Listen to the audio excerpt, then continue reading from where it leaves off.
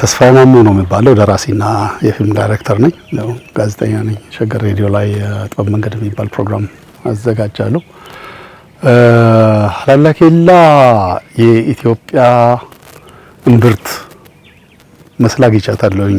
በጣም ብዙ የኢትዮጵያ ጌጦች፣ የኢትዮጵያ ሀብቶች፣ የኢትዮጵያ መልኮች ያሉባት ከሰው እስከ ተፈጥሮ የተሳሰሩባት ውብ ቦታ ሆና አግኝቻታለሁኝ። በጣም ነው ደስ ያለኝ። እኔ ኢትዮጵያን ዳር እስከ ዳር አይቻለሁ የመኩራራ ሰውዬ ነው የነበርኩት። አንዳንድ ቦታ ለካ ያልተገለጡ ገጾች ነበሩን፣ ሳናነብ ያለፍናቸው ገጾች ነበሩን።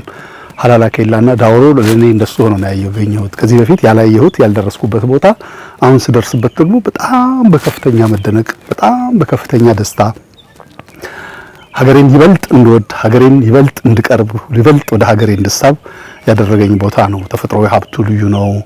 ሰዋዊ ሀብቱ ብዙ ነው። በተለይ ይሄ ከዚህ ከግንብ አጥሩ ጋራ ከካቡ ጋራ ተያይዞ የተሰራው ወደ 1225 ኪሎ ሜትር የሚሆነው ግንብ በጣም አስደናቂ ነው። እኛ ስለ ቻይና ወል ስለ ቻይና ግንብ እናወራለን፣ ስለ ሌሎች ሀገሮች ጸጋዎች እናወራለን። በአማርኛ ቤተክርስቲያን ሳሚ ከሩቅ ይመጣል ይባላል። ቤተክርስቲያኑ ጎን ያለው ሰው ተኝቶ በረከት ቢኖርም መጥቶ የሚወስደው የሩቁ ነው። ሀገራችንም እንደዚሁ ነው የሆነብን።